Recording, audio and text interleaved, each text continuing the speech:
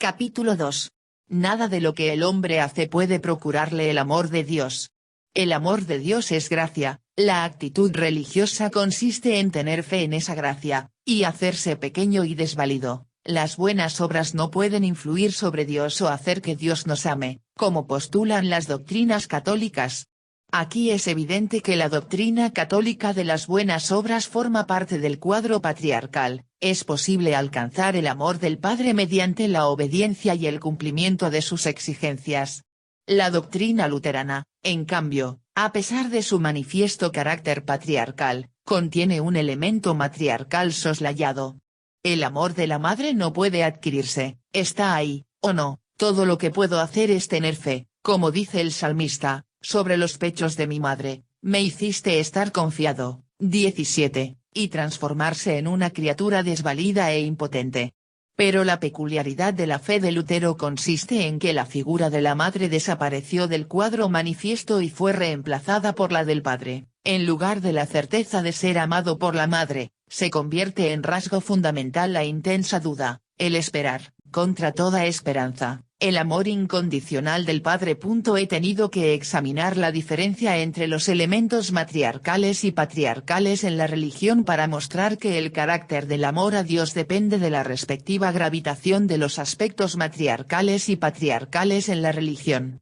El aspecto patriarcal me hace amar a Dios como a un padre, supongo que es justo y severo, que castiga y recompensa, y, evidentemente, que me elegirá como hijo favorito, tal como Dios eligió a Abraham Israel, como Isaac eligió a Jacob, como Dios elige a su pueblo favorito.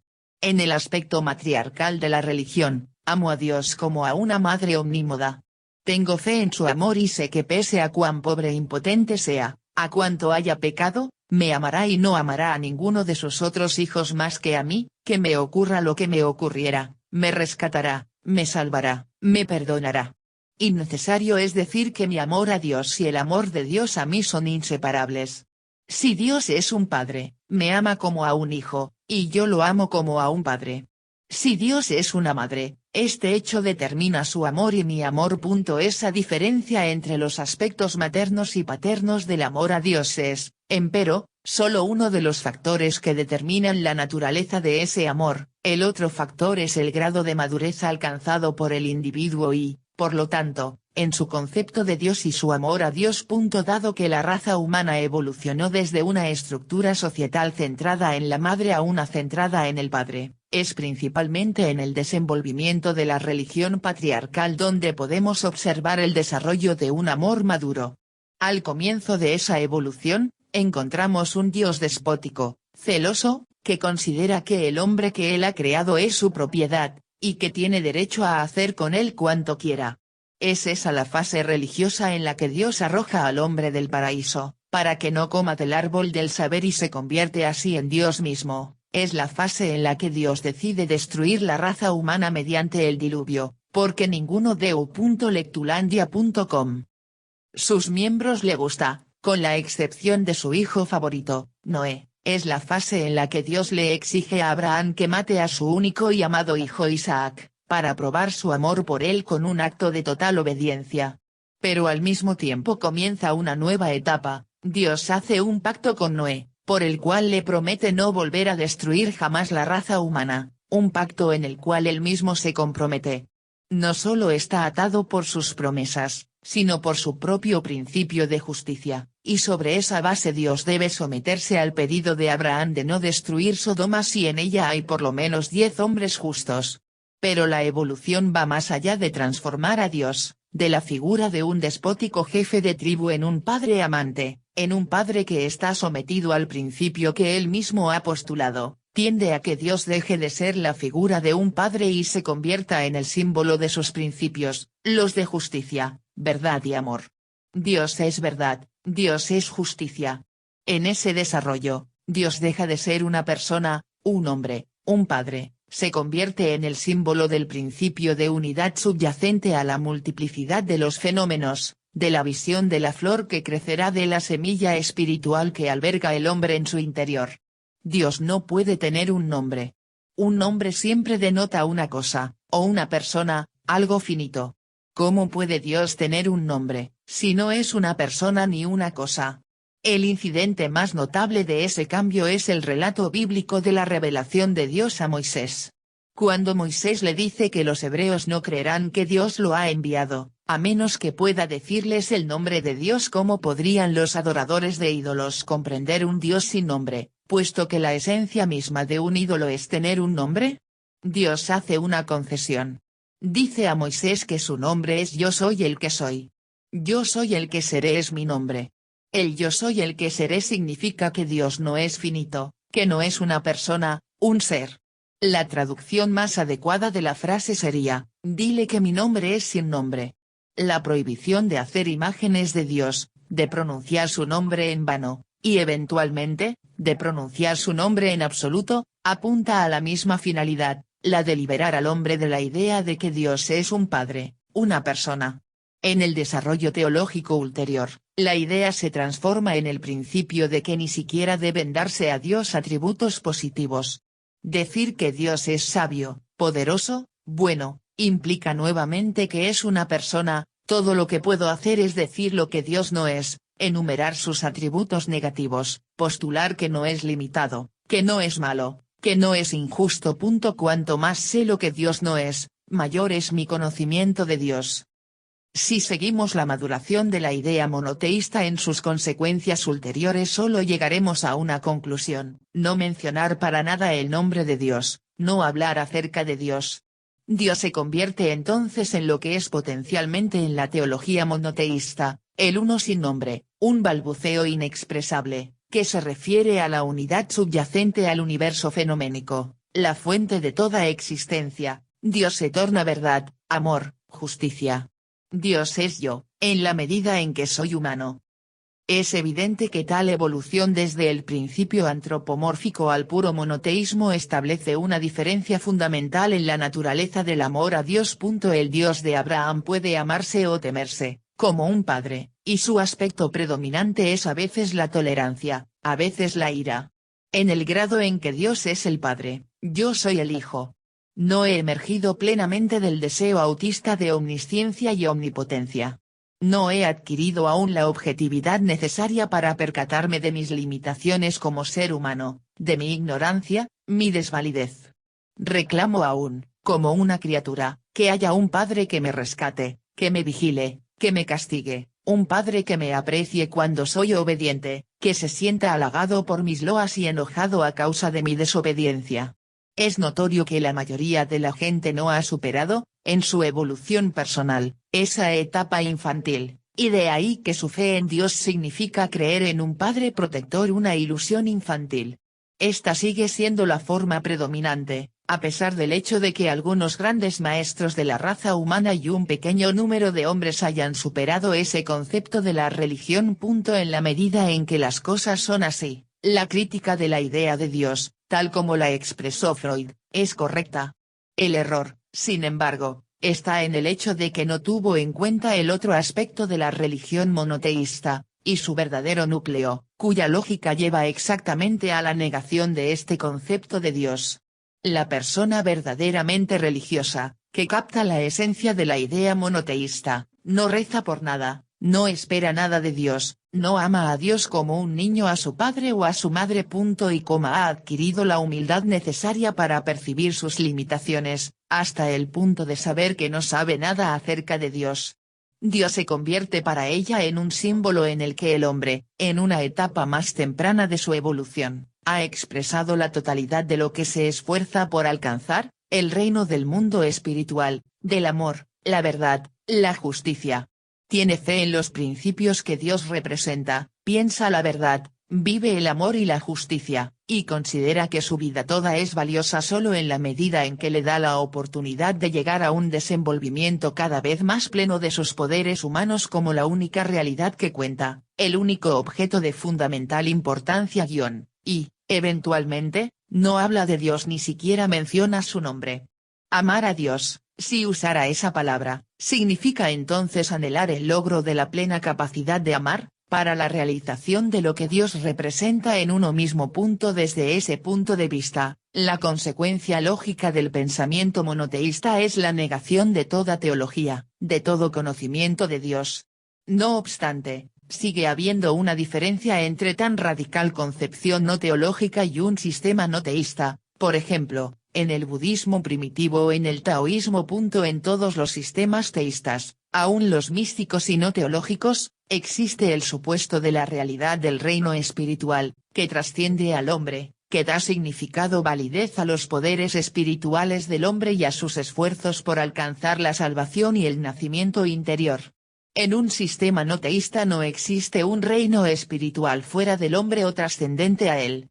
El reino del amor, la razón y la justicia existe como una realidad únicamente porque el hombre ha podido desenvolver esos poderes en sí mismo a través del proceso de su evolución y solo en esa medida. En tal concepción, la vida no tiene otro sentido que el que el hombre le da. El hombre está completamente solo, salvo en la medida en que ayuda a otro. Puesto que he hablado del amor a Dios, quiero aclarar que, personalmente, no pienso en función de un concepto teísta, y que, en mi opinión, el concepto de Dios es solo un concepto históricamente condicionado, en el que el hombre ha expresado su experiencia de sus poderes superiores, su anhelo de verdad y de unidad en determinado periodo histórico. Pero creo también que las consecuencias de un monoteísmo estricto y la preocupación fundamental no teísta por la realidad espiritual son dos puntos de vista que, aunque diferentes, no se contradicen necesariamente. Pero aquí surge otra dimensión de la cuestión del amor a Dios, que debemos analizar para medir la profundidad del problema. Me refiero a una diferencia fundamental en la actitud religiosa entre Oriente, China e India, y el Occidente. Diferencia que cabe expresar en función de conceptos lógicos. Desde Aristóteles, el mundo occidental ha seguido los principios lógicos de la filosofía aristotélica.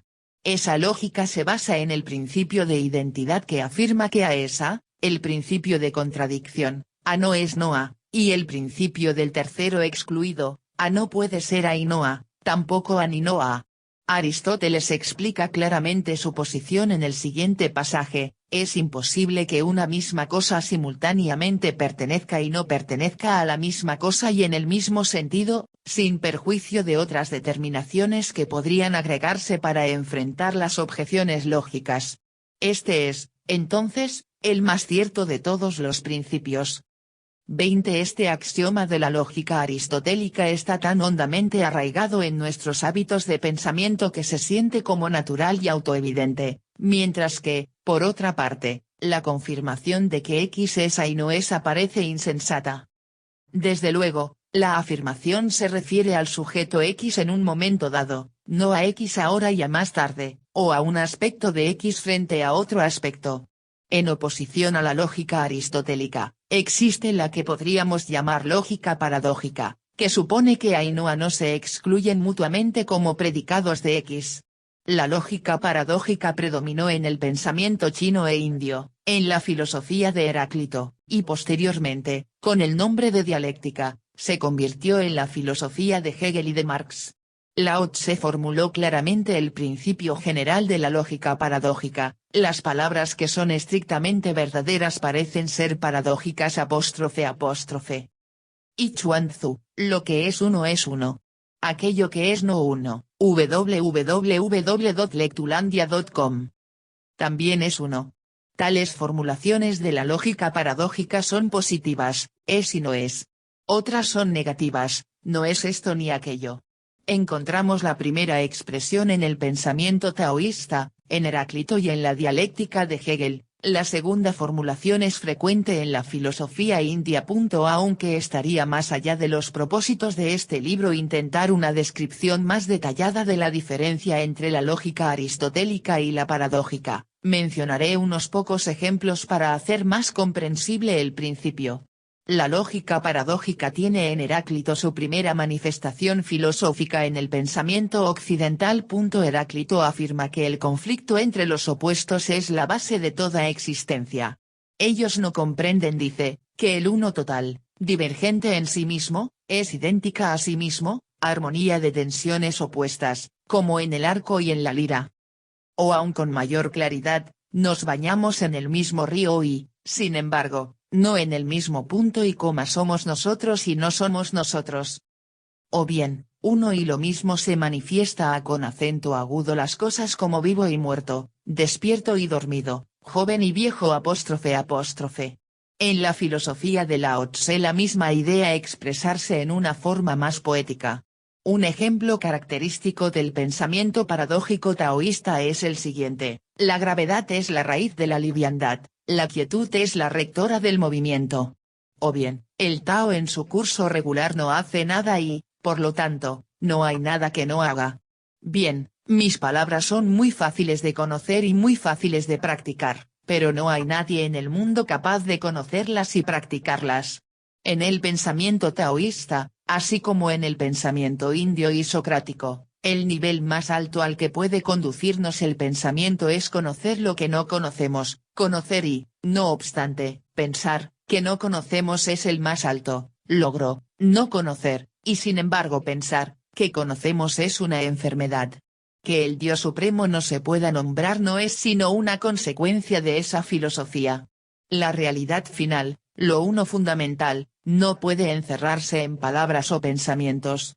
Como dice Lao Tse, el Tao que puede ser hallado, no es el Tao permanente y estable. El nombre que se puede nombrar no es el nombre permanente y estable. O, en una formulación distinta, lo miramos y no lo vemos, y lo llamamos el ecuable. Lo escuchamos y no lo oímos, y lo llamamos el inaudible. Tratamos de captarlo, y no logramos hacerlo, y lo nombramos el sutil. Con estas tres cualidades no puede ser sujeto de descripción, y por eso las fundimos y obtenemos el uno. 30, y aún otra formulación de la misma idea: el que conoce, el Tao, no, necesita, hablar sobre él, el que está, siempre dispuesto a, hablar sobre él no lo conoce. La filosofía brahmánica se preocupaba por la relación entre la multiplicidad, de los fenómenos, y la unidad, Brahma. Pero la filosofía paradójica no debe confundirse en la India ni en la China con un punto de vista dualista. La armonía-unidad consiste en la posición conflictual que la constituye. El pensamiento u.lectulandia.com brahmánico desde el principio giró alrededor de la paradoja de los antagonismos simultáneos y no obstante la identidad de las fuerzas y formas manifiestas del mundo fenoménico, el poder esencial en el universo y en el hombre trasciende tanto la esfera conceptual como la sensible. No es, por lo tanto, ni esto ni aquello. Pero, como advierte Zimmer, no hay antagonismo entre real e irreal en esta realización estrictamente no dualista. En su búsqueda de la unidad más allá de la multiplicidad, los pensadores brahmánicos llegaron a la conclusión de que el par de opuestos que se percibe no refleja la naturaleza de las cosas, sino la de la mente percipiente. El pensamiento percipiente debe trascenderse a sí mismo para alcanzar la verdadera realidad. La oposición es una categoría de la mente humana, no un elemento de la realidad. En el Rig Veda, el principio se expresa en la siguiente forma: yo soy los dos, la fuerza vital y el material vital, los dos a la vez. La consecuencia extrema de la idea de que el pensamiento solo puede percibir en contradicciones aparece en forma aún más drástica en la teoría Vedanta, que postula que el pensamiento, a pesar de su fino discernimiento, es solo un más sutil horizonte de ignorancia, en realidad, el más sutil de todos los engañosos recursos de Maya. 34 La lógica paradójica tiene una significativa relación con el concepto de Dios.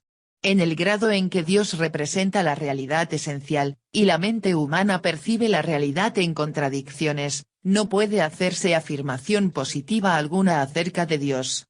En los Vedas, la idea de un Dios omnisapiente y omnipotente se considera la forma más extrema de ignorancia.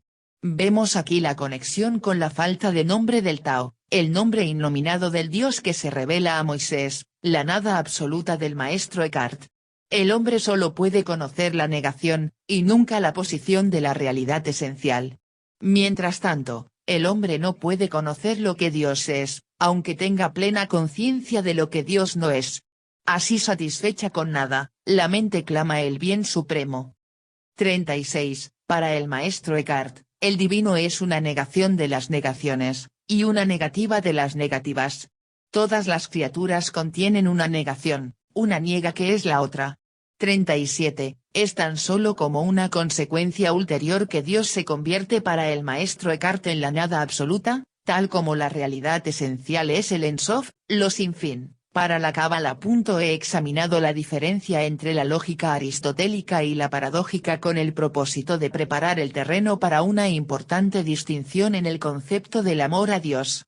Los maestros de la lógica paradójica afirman que el hombre puede percibir la realidad solo en contradicciones, y que su pensamiento es incapaz de captar la realidad unidad esencial, lo uno mismo. Ello trajo como consecuencia que no se aspira como finalidad última a descubrir la respuesta en el pensamiento. Este solo nos dice que no puede darnos la última respuesta. El mundo del pensamiento permanece envuelto en la paradoja. La única forma como puede captarse el mundo en su esencia reside, no en el pensamiento, sino en el acto, en la experiencia de unidad. La lógica paradójica llega así a la conclusión de que el amor a Dios no es el conocimiento de Dios mediante el pensamiento, ni el pensamiento del propio amor a Dios, sino el acto de experimentar la unidad con Dios. Por lo tanto, lo más importante es la forma correcta de vivir. Toda la vida, cada acción, banal o importante, se dedica al conocimiento de Dios, pero no a un conocimiento por medio del pensamiento correcto, sino de la acción correcta. Las religiones orientales constituyen una clara ilustración de ese concepto.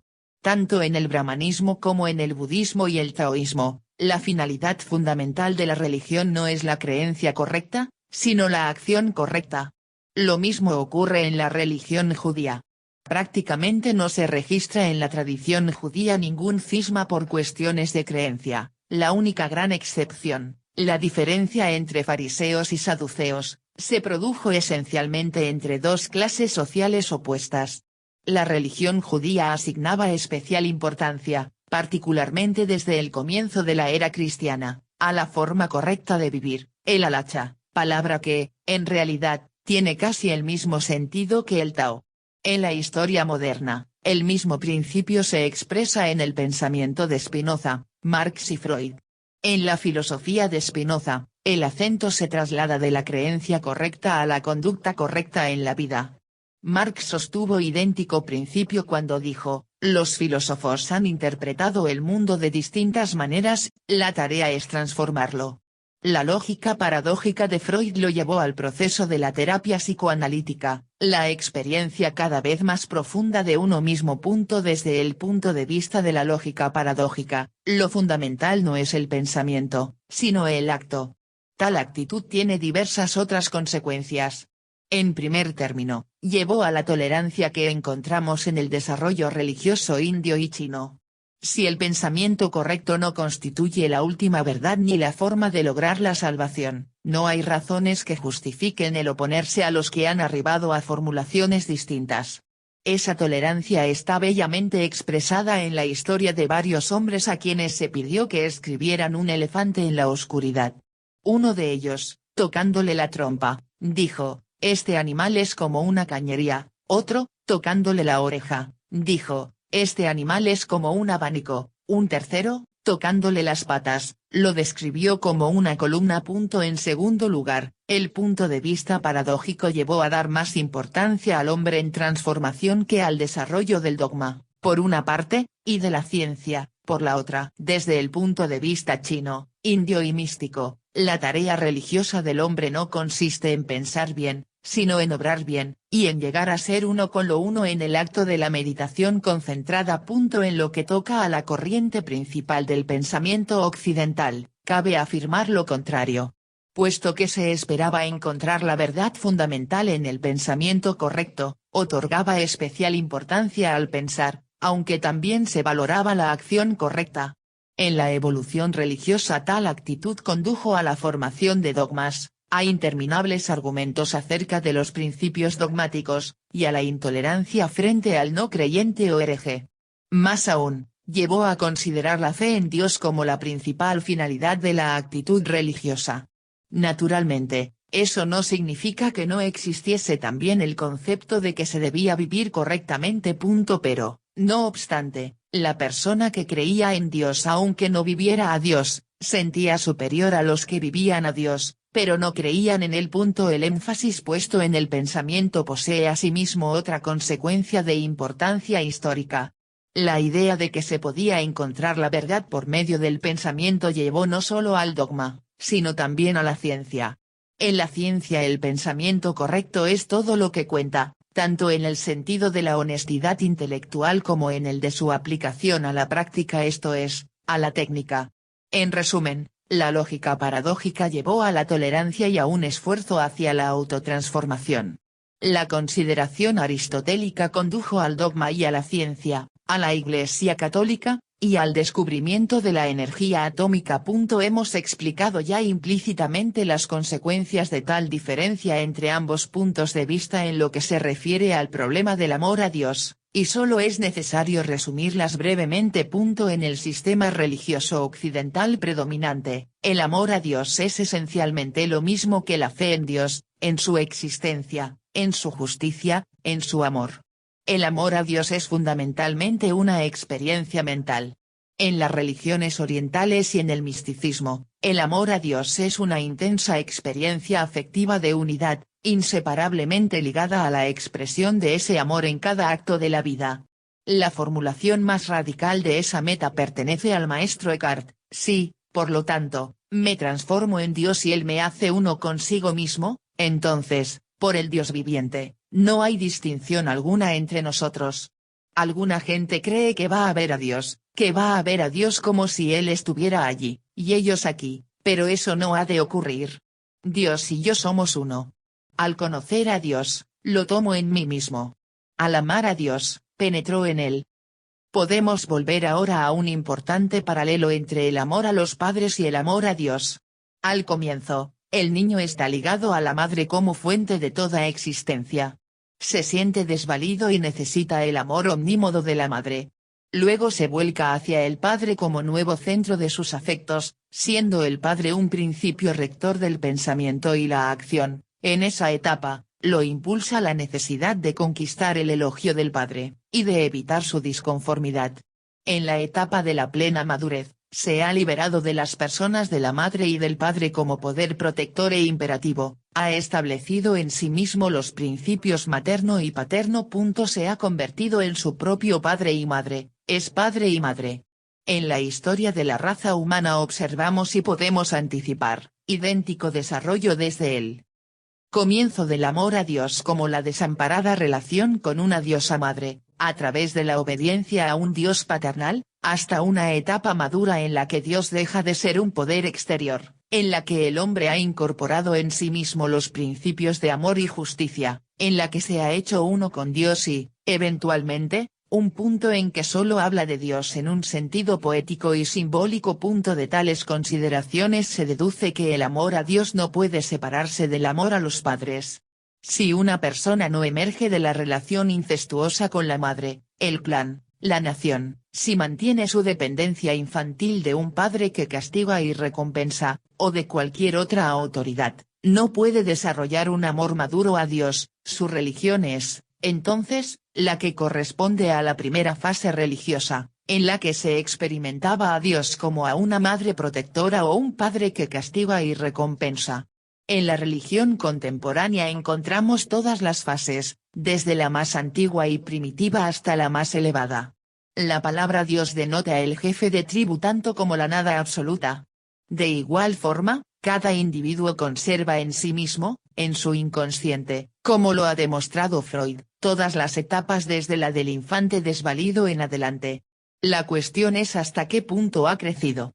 Una cosa es segura: la naturaleza de su amor a Dios corresponde a la naturaleza de su amor al hombre, y, además, la verdadera cualidad de su amor a Dios y al hombre es con frecuencia inconsciente, encubierta y racionalizada por una idea más madura de lo que su amor es.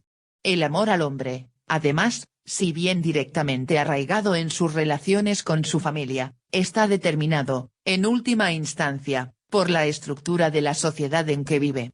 Si la estructura social es de sumisión a la autoridad manifiesta o autoridad anónima de la opinión pública y del mercado, su concepto de Dios será infantil y estará muy alejado del concepto maduro, cuyas semillas se encuentran en la historia de la religión monoteísta.